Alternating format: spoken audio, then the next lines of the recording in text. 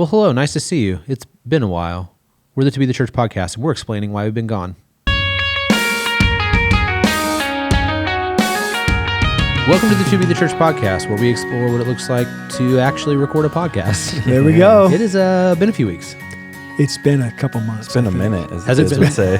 I don't know about Been a you guys, minute. but I wake up to texts every morning that are like, Yeah. where's the TBTC podcast at? Totally. You know, there's certain people who don't say anything after a couple weeks. But then after a certain amount of time, when when certain people start saying stuff of like, "Hey, it's been a little bit," since you guys have recorded a podcast, it starts to get a little embarrassing. And yeah, so this we can explain it in a few ways. We're busy, and it's been an insane time, obviously the stretch through Easter and everything else. But right after Easter, we then, all 5 of our local churches unified under the name Northwest Gospel Church.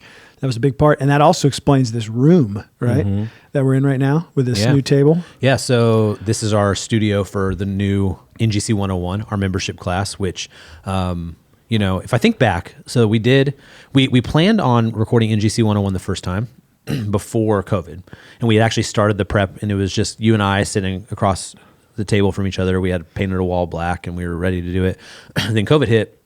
I think we might have recorded episode 1 before COVID. But then anyway, COVID hit, and we're like, okay, we can't meet. So like, let's go ahead and meet and do this, get our membership class done. Yeah. But now it's like things have changed so much that it's like, man, we got to have 5 voices on this at a time with all of our local lead pastors, and we had to. So not us, but the guys behind the camera had to build a completely new studio. This is actually a room in our nursery, and they had to build this out for NGC 101. That filming is now complete, but all of our recording bandwidth kind of went away for a while we finished the membership class. So Ben, you were here with me. I guess we were all here for it, but we had the 5 lead pastors in here. It was a week ago now. And we just, for a full day, we just like plowed through it and recorded 6 sessions of NGC 101, which would be an 8-session course. It's the first time you've worked past 2 p.m. in a while, right? You were pretty tired. Just kidding. No, you were in every video. So you were, the most taxing on you. We were each in like 3. I remember you saying at 4:30, this is what it feels like to work a full day. It was like a real job. It was That's you. true. Okay. That's true. We digress. So name change. Now, there's a question on that. So if you're, and maybe we lean into that a little bit here and talk through this transition here. The Family of Churches is, the name, the Family of Churches is now dead, defunct. R.I.P. So, yeah. You said R.I.P.? Yeah. Rest in peace. Rest in peace. So we merged together this last year, September 1st, 2024, finalized this merger between 5 churches, which was really 2 multi-site churches that merged together, multi-church churches, 5 total churches. And when we did that, we didn't want to change the names right away because it would be too drastic. And so we started under the Family of Churches moniker, right, with all of our name changes being the same, but it was a little difficult to do that over a long period of time. It was brutal. Thinking through just the logistical aspects of that, it's like you're even just emailing another staff member. You're like, all right, which one do they work at again? And what's, all the different, like, okay, this is family, so this has to go through this channel versus this is NGC versus this is Summit View. Oh man, it was, before we did, I was like, this is a good idea. And then the longer we went into that, I was like, this is a bad idea.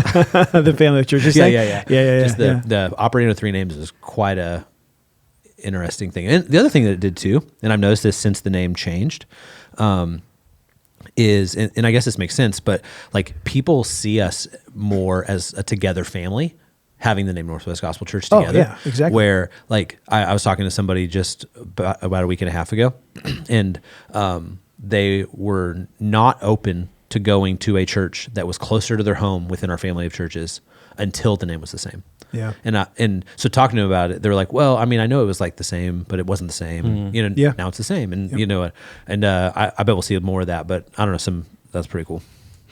Yeah, and when you say operating under 3 names, that's effectively what was going on. Was you had the name the Family of Churches, which was technically the like organizational name, like that's the name that was on our paychecks. Like the Family of Churches was the name of the organization. And then you had Some of You Church. And so Some of You Church had 3 different churches: Some of You Church Heritage Park, Some of You Church Battleground, Some of You Church West Side. And then you had Northwest Gospel Church, Campus Washougal, where you're at, Ben, Northwest Gospel Church East Vancouver at the time, right? So at East Vancouver, it's like we all effectively had 3 different names we had to deal with, let alone bringing together all the websites, tech, and a lot of it was like, we just didn't even do it because there was no, we knew it would be temporary for a period of time. We didn't agree upon right when the merger started on what exactly the name would be or when exactly we would change it, but we had a good idea within the first year. We would come together and then figure it out, and we did. We had the offsite in February of 2025. All the lead pastors, executive pastors, and like 4 or 5 of our volunteer elders who came together for that offsite with our consultant, and like we walked through it all and decided to unify under the name Northwest Gospel Church. Yeah, when the merger was being solidified, it was like we agreed that the name, in one sense, wasn't important enough to not do the merger, right? And so we could set it aside. We could deal with the kind of having 3 different names and the confusion that came from that, while also admitting that at some point we had to figure out the name because it does matter, right? In another sense. And so we started, though, at the offsite by talking about what's our purpose, what's our mission, what's our vision. And we already knew that we were aligned. That's why we were able to merge, but we wanted to put some new verbiage and like really get united around it. And then from there, it became pretty obvious that based on our purpose, mission, and vision, which is our purpose is to glorify God. Our mission is to equip the church to be the church, and our vision is to fill our region with gospel churches.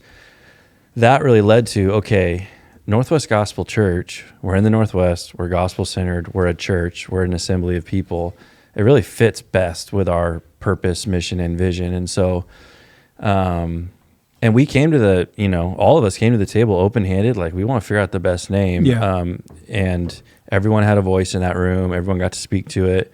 And by the end of those discussions at offsite, it was unanimous that Northwest Gospel Church is the best name for us and what we're trying to accomplish. So we're all really excited about it. You talk to Stephen, John Kennan, the guys who came from the Some of You world. They're super excited about it. Their churches are excited about it. So it feels good. I was telling someone the other day that there's still a lot of work to be done, and there always will be. But I feel like the last couple of weeks was really kind of a major checkpoint in the life of our family of churches. I don't know what else to call it. We are a family of churches. Extended. We're not the family of I've churches. started calling it extended church family. Yeah. Or extended church family. But I feel like there's a little bit more stability, clarity with the name change, with those vision nights we did. Like, okay, still work to be done, but like, man, that was a big hurdle to get over, and God was super faithful. We're so united.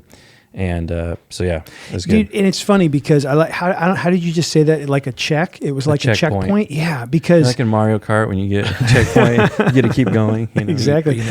But you see like where you're at, right? Exactly. Your place, your time. So, and that's the thing is that it could not have happened in September. Like there was no way, because we went through as elders on both sides with this merger process. We went through like a year and a half of relationship development, right? And before we even started exploring merger, there was like a solid 6 to 7 months of relationship develop. And then we started exploring merger late in, and that was a formal voted on decision by both sides to go into an exploration phase on the feasibility of merging in November of 2023. That exploration phase took 5-6 months. And then we voted to design it, right? To go into a design phase. And that started like late March, I think, 2024. And then we went through like a 4 or 5 month design phase before it was legally integrated in September 1st of 2024. And so you're talking about like this really long process that we went through as elders. But the nature of the beast on something like this is like, especially when there are thousands and thousands of people among the 5 churches who are impacted by this, this is something that has to roll out in phases as you like we have to explore it and figure out the viability. Is this even a thing we could go into before it's this big public thing, because you cannot do it like that publicly. But then we did roll it out publicly before it was finalized and legalized. We had churches affirm it by a vote and different things, and rolled it out to the members and all the levels of leadership and everything else through that summer of 24. And so then there are a lot more eyes on it. There are a lot more people getting connected to it and kind of talking through it all as it's being designed and finalized. And that was kind of the phase where we settled on, I think it was like June of 2024, where June or maybe early July, I think it was early July, when we settled on like, okay, the Family of Churches is going to be the name, because for this first phase, because we knew that like, we just can't like adopt one of the names, like either Some of You Church over all five or Northwest Gospel Church over all five, because we don't want to send the wrong message. That'd be, plus it would be like, I don't know, just as things are changing over time, you have to roll out those changes in different phases. You can't do everything at once. And so landing on that Family of Churches, but then we're 8 months in. This is now 2 weeks ago, about 2 weeks from the time this airs, it'll be a little over 2 weeks from when we had the vision night at the 5 churches. And it truly was a checkpoint. It's like we've seen the fruitfulness, we've seen the numbers, we've seen the baptisms, the unity, the hiring of staff. Like we've seen a lot of really positive, our Christmas outreaches that, across the 5 churches, and how, they were unique to each church, but just the impact people made and how people are giving and showing up and connecting, and members that are being added. All of these are all 5 churches are stable, growing, doing really well. But there wasn't that big point of change yet in this whole thing. Yeah. It was all like, okay, we're together now and we're doing some stuff. But I think, dude, and I wouldn't even say like we planned it this way necessarily, but looking back on it, how it all framed up, we all came together here at what's now called East Side. We changed the name East Vancouver to East Side. And we came together at East Side here for Good Friday, right? And there were almost 2,000 people here in 2 different gatherings. And Stephen, the newest of the lead pastors, who's at the Summit View Church, he preached it, and it was just a really wonderful gathering. Like it was a really cool moment. And I mean, little did people realize that it was like 6 days later that the vision nights for all 5 churches took place. So I think that was like a real kind of show of unity, people showing up, coming out for that. You had people from all 5 serving, people from all 5 in the band. Obviously Stephen preached, but even me seeing like the section I was sitting in, West Side people were kind of ushering, and then I know security was a mix of, and it's like, this was like, it really was a team effort. It felt like we came together. It was kind of a galvanizing sort of thing. But yeah, this checkpoint, I feel like there was kind of a fogginess even amongst the staff when it was like, who are we? It's funny, I was talking to a CW member last week about it, and he's a pilot for Alaska Airlines. And they merged with, I guess, Hawaiian Airlines. And so he's like, it reminded him of that, because right now, like on all their letterhead, it says Alaska Airlines - Hawaiian Airlines, and all the people on both companies like, who are we? What name are we? And people at the top like, well, we're not really sure yet. We're trying to figure it out. And it's like, until you really make those big key decisions and cross kind of those checkpoints, there's a lot of confusion and kind of cloudiness. And so I feel like there's so much, it's almost like the fog has split and or the clouds have parted, and it's like we have clarity now, like this is who we are, now we can move forward. Because we said it in the lead room a bunch, like there are certain things we can't really do until we figure out the name. And now it's like, okay, now that thing is not holding us back anymore, like full steam ahead. I think of the women's conference was another data point. That was like a month before the Good Friday Easter stuff, and women from all 5 churches came together here. And it was, I don't know, there was like 600 ladies or something that came out to that. And so the buy-in on stuff like that was super fruitful and developing. And then, but the checkpoint, the fact that as the name rolled out, even some of the anxiety and the leadership level on it, of like, how's this going to work? Or how are people, it's like, everybody's like, awesome, great, let's keep going, And so there hasn't been negativity around it. It's been a positive birth point, checkpoint. And so I think it does, as we roll into a summer here, it kind of, it's a finger on the pulse a little bit to go, this thing is healthy, it's growing, it's developing, and huge point of unity and victory at this point. Yeah, let's talk about one more aspect of it, and that's the fact that like Summit View Church, that name didn't die. It just got a little more localized. And so let's talk about just like the thought behind that, because, Ben, your church is called Camas Washougal because you're right there on the line between Camas and Washougal. We're East Side because we're on the east side of Vancouver, which now counters the West Side campus and Battleground, obviously. But the church that used to be called Summit View Church Heritage Park is no longer called Heritage Park at all. It's now called NGC Summit View. And so what was the thought behind that? Yeah, it was, well, and we were thinking through that. We had to wait. So September 1st, it merges, 2024. We didn't even have a lead pastor there at that Heritage Park campus, right? So we had to wait till that guy got there. Stephen got there in October. I think he started officially like November 1st. And so it was like mid to late November that among the 5 leads, we started talking names, right? Okay, what are we going to do with the name?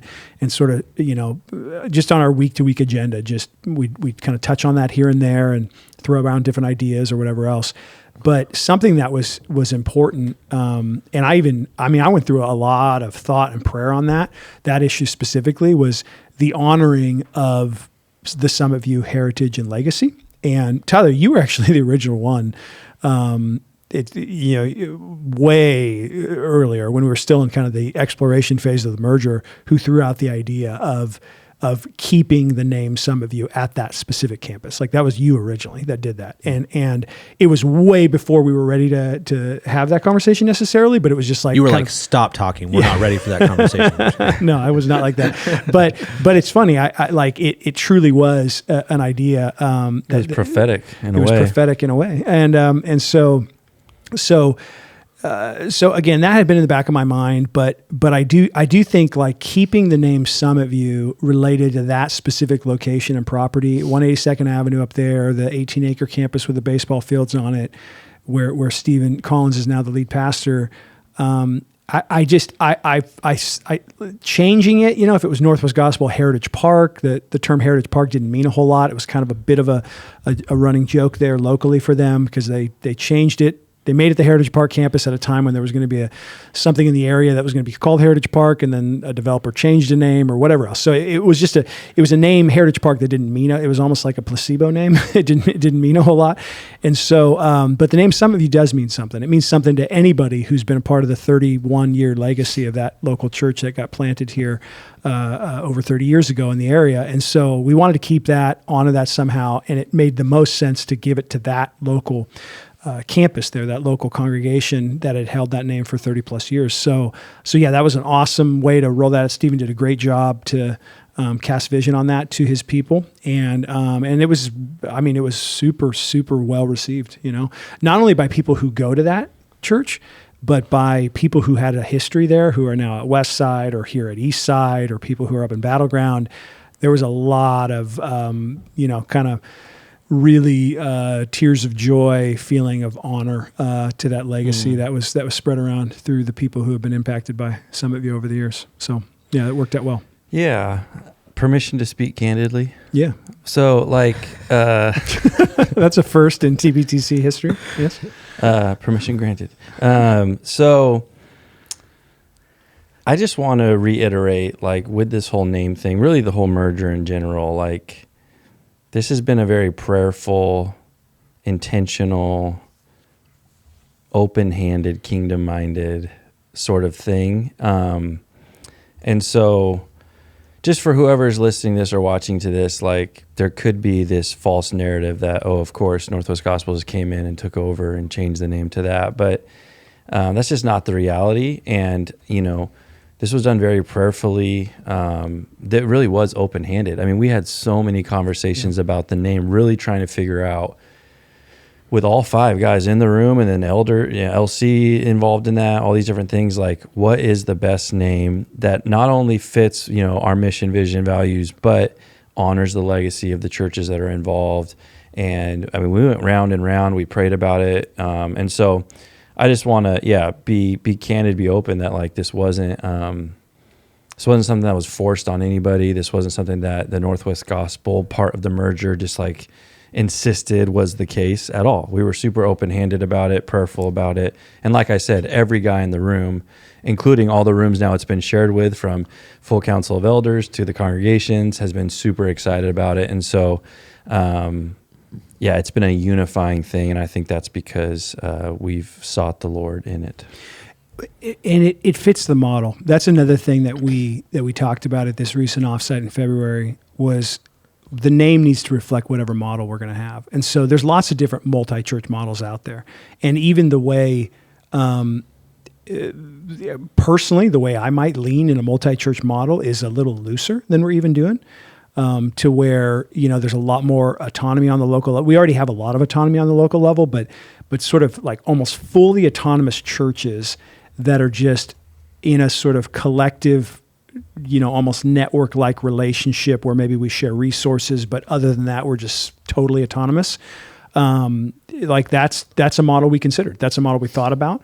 But we went with a little more centralized model to where not only do we share resources, but we preach the same text on Sundays, right? And our 5 preachers get together and like work through those texts that we're going to preach and plan the series together and whatever else. So that it's a little bit tighter of a model. We still twice a month, the full staff of the 5 churches comes together, where we have these all staff meetings and we do them at different locations, but that's a little tighter, right? Like the staff is a lot tighter connected and the training and all those things. So it's not just we have same doctrine and we share resources, but it's like the ministry philosophies and just all these things are a lot tighter, right? There's still autonomy and contextualization on the local level. That's really vital. I think our ecclesiology leads us there to go, the local church needs to have a local lead pastor that's preaching on Sundays. It needs to have a local elder team that's shepherding the flock that's there.